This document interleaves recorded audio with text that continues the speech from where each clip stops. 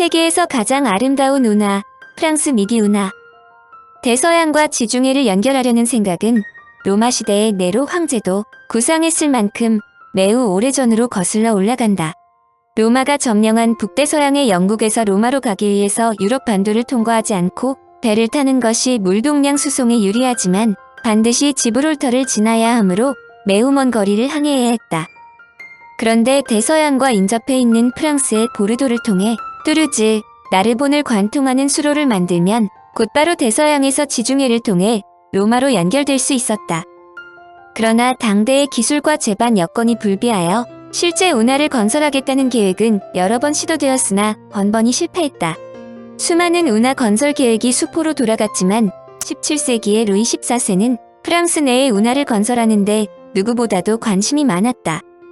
짐이 국가다라는 호방한 생각으로 유럽 세계의 패자가 되겠다는 루이 14세가 운하에 큰 관심을 보인 것은 경제적인 목적도 있지만 필요한 곳에 군사를 곧바로 보낼 수 있다는 정치적, 군사적 이점 때문이다. 프랑스가 당대의 패자가 되기 위해서는 군대를 적시적소에 보내는 것이 관건인데 운하처럼 적절한 것은 없었다. 당대의 각국이 해군력 증강에 힘을 기울였는데 바다를 통해서는 인근 해양국들의 견제와 시기를 받을 수 있지만 프랑스 내로 운하를 건설하여 물동량을 운반하는 것은 누구의 간섭을 받지 않아도 되었다. 이런 대작업에는 특별한 사람이 나타나기 마련이다. 실제로 미디 운하의 건설은 한 야심적인 사람의 작은 꿈에서부터 시작되었다. 그는 지중해 남부에 위치한 베지에서 태어난 피에르 폴드리크이다. 12세기에 이탈리아로부터 이주한 그의 선조는 대대로 랑구독 지방에서 대농장을 경영하는 대지주로 그의 아버지 길롬 드리크도 운하 건설에 관심을 갖고 기획에 착수했으나 여러 가지 난관에 부딪히자 포기한 전력을 갖고 있었다. 아버지로부터 운하 건설에 대한 이야기를 수없이 듣고 자란 폴드리크는 아버지가 포기한 운하 건설을 자신이 실현시키겠다고 다짐했다. 그러나 프랑스의 대륙을 관통하려는 운하를 어려서의 꿈만 갖고 실현시킬 수는 없는 일이다. 가장 중요한 것은 자금이었다. 그 자신이 엄청난 지주의 아들로 태어났지만 운하 건설에 필요한 자금을 확보하는 것이 간단한 일이 아니었다. 그런데 그에게 기회가 찾아왔다. 마침 국가에 소금을 공급하는 전매 권한을 확보했는데 이것이 그에게 막대한 재산을 축적하게 만들어준 효자 역할을 한 것이다. 자금을 어느 정도 확보하자 그는 아버지 때부터 꿈꾸던 운하 건설 계획에 착수했는데 이 계획을 실현에 옮기려면 두 가지 문제점이 해결되어야 했다. 첫째는 운하 주변을 근거지로 하고 있는 봉건 귀족들이 갖고 있는 땅을 관통해야 한다는 것이고, 둘째는 당시의 기술 수준으로는 순조롭게 운하를 건설할 수 있는 건설 기술이 축적되어 있지 않다는 점이다. 이 중에서 가장 큰 문제는 프랑스의 지형적인 문제이다. 운하가 프랑스 내륙을 관통하려면 가론느 지방에서 중간에 우뚝 솟아있는 쇠이 드 노르즈 지방을 통과해야 하는데 이곳을 어떤 방법을 사용하여 물이 통과할 수 있는 수로를 건설하는가가 반드시 해결해야 할 문제점이었다. 또한 수로를 흘러내리는 대량의 물을 어떤 방법으로든 안정적으로 확보해야 했다. 첫째 문제는 대형 토목 공사를 통해 어느 정도 해결할 수 있지만 연중 중단 없이 수로를 관통할 수 있는 물을 공급한다는 것은 간단한 일이 아니었다. 여러 가지 방안이 제시되었으나 그 어떤 것도 실현성이 보장되지 않았다. 이때 드리크는 수로가 계획된 지역 인근 동쪽에 있는 검은산에 주목했다. 어려서부터 검은산을 자주 방문했던 그는 검은산에서 나오는 물을 생회래어에 커다란 저수지를 만들어 저장한 후 규칙적으로 물을 흘리면 가능할 것으로 생각했다. 세계에서 가장 큰 인공 저수지가 탄생하게 된 배경이다. 인공 저수지를 만들어 수로에 필요한 물을 공급할 수 있다는 아이디어가 도출되자 드리크는 여러 번의 현장 조사를 통하여 자신의 아이디어가 성공할 수 있다는 확신을 가지고 프랑스 정부를 설득하기 시작했다. 당대의 루이 14세는 세계를 제패할 꿈을 갖고 있었으므로 군사적인 목표를 위해서 드리크의 프랑스 남부를 관통하는 미디 운하뿐만 아니라 북부의 릴에서 베르사유, 동부의 스트라스부르크에서 루이지안까지 관통하는 운하 건설에도 큰 관심을 갖고 있었다. 그러므로 드리크의 여 3천 제안을 곧바로 승낙했다. 강력한 루이 14세가 운하 건설을 승낙했다는 것은 운하 건설의 가장 큰 걸림돌 중의 하나였던 봉건 귀족들의 반대를 원천적으로 제거해 주었다는 것을 뜻한다. 운하 건설의 가장 큰 문제점 중의 하나가 사라지자 1661년 드리크는 자신의 미디 운하 건설 계획안을 1661년 루이 14세와 프랑스의 경제장관인 콜베르에게 직접 보고했다. 콜베르는 그의 설명을 듣자마자 운하가 건설될 수 있다는 확신을 가졌지만 그에게 담보를 요구했다. 즉 루이 14세의 적극적인 지원을 받기 위해서는 그의 재산으로 일부 구간이라도 운하를 건설하여 운하가 확실히 건설될 수 있다는 것을 보여주어야 한다는 것이다. 그는 자신이 콜베르의 조건에 맞도록 자신의 자금만으로 일정 구간의 운하를 건설하겠지만 대신 운하가 건설되면 운하를 관리하는 운용권을 요청했다.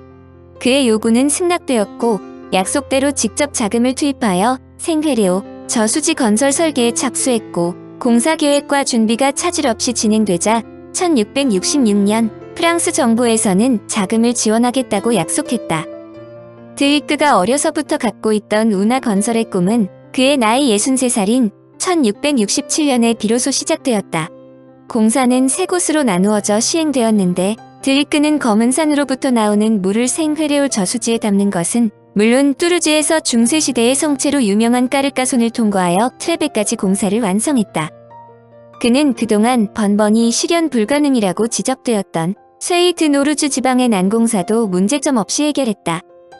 프랑스 정부는 드리크의 운하 건설이 순조롭게 진행되고 실제로 수로로 물이 차질 없이 흘러가자 트레베에서부터 목적지인 세트 항구까지 자금을 투입하기 시작했다. 운하가 건설되기 전까지 작은 항구에 불과했던 세트는 운하 개통 이후 지중해에서 중요한 항구가 되었음은 물론이다. 미디 운하 공사는 준공되는 구간마다 순차적으로 개통되었고 운하의 관리권을 확보한 드리크는 막대한 수익을 얻을 수 있었다. 결국 총 245km에 달하는 운하는 착공한 지 14년 만인 1881년에 완성되었다. 그가 건설한 뚜르즈로부터 지중해에 면하는 세트까지를 정시용 운하라고 부른다. 이 운하는 뚜르즈에서 반대 방향으로 보르도까지의 라테랄 운하로 연결되고 이어서 대서양까지 이어지므로 프랑스는 운하로 대서양과 지중해가 연결될 수 있었다. 로마 시대부터의 대서양과 지중해를 연결하려는 꿈이 드디어 실현된 것이다. 아쉬운 것은 막상 1681년 5월에 열린 운하의 개통식에 운하 건설의 당사자인 드리크는 참석하지 못했다는 점이다. 그는 1680년 10월에 사망하였기 때문이다. 미디 운하는 328개에 달하는 대형 건설이 수반되었는데 이 중에는 126개의 다리, 64개의 숨은 165m에 달하는 터널, 수도교, 배수관 등이 포함되었다. 리브롱 수로는 드리크의 천재성을 유감없이 보여주었다. 이 구간은 해수면에서 고작 1에서 3m밖에 높지 않으므로 도수교 건설도 어려운 난점이 있었다. 그런데도 때때로 폭우가 내리면 수로 전체를 강타할 우려조차 있었다. 드리크는 수로의 물길을 아치로 만든 구조물 2개로 나누어 통과토록 했다. 19세기 중반에는 그의 아이디어를 더욱 보완하여 레일로 움직이는 개폐문이 아치와 연결되어 관통하는 물을 조절할 수 있도록 했다. 그러나 드리크는 운하를 건설하는데 단순히 토목공학이나 기계적인 방법을 이용하여 수로를 개통하는 것으로 만족하지 않았다. 그는 자연적인 장애를 극복하기 위해 각 장애물에 맞는 공법을 스스로 개발하면서도 친환경적인 요소를 강조했다. 자신의 운하 건설이 자연을 파괴하는 것임을 알고 새로 건설되는 대형 구조물에 예술성을 부여하는 것은 물론 공사 구간과 파괴된 곳의 이질감을 가능한 한 없애기 위해 파라솔 소나무, 플라타나스, 실편 백나무 등을 심어 각종 인공 구조물들과 조화를 이루도록 했다. 이에 일원으로 건설된 살레르도드는 세계에서 가장 아름다운 운하 경관으로 알려진다. 그가 건설한 미디 운하 전 구간이 전 세계에서 가장 아름다운 운하 공간 중의 하나라고 알려진 이유이다. 운하의 개통으로 프랑스의 주 생산물이라고 볼 수 있는 포도와 곡물 운송이 뚜르즈로부터 세트까지 단 4일에 주파할 수 있게 되자 운하는 항상 붐볐고 프랑스의 산업은 비약적으로 발전하기 시작했다. 이와 같이 프랑스의 운하가 성공리에 운전되자 1777년부터 1789년까지 추가로 로빈 운하가 건설된다. 이것은 로빈 항구에서 지중해의 요충지 나르본을 경유하여 노벨 항구까지 연장하는 것이다. 그러므로 미디 운하란 정시용 운하와 로빈 운하 2개를 합쳐서 말한다. 대서양과 지중해를 연결하는 운하는 기차가 출현하는 19세기 중반까지 호황을 누리지만 그 후부터 급격히 물동량이 줄어들어 1970년에는 산업적인 운하로서의 기능을 잃어버린다. 그러나 1996년에 유네스코 세계유산에 지정됨에 따라 미디우나는 관광지로 개발되어 매년 수백만 명의 관광객들이 찾는 명소가 되었다. 특히 요트로 운하를 관통하려는 사람들이 전 세계적으로 몰려들고 있어 관광 최전성기인 여름에는 극심한 배의 교통정체를 빚기도 한다.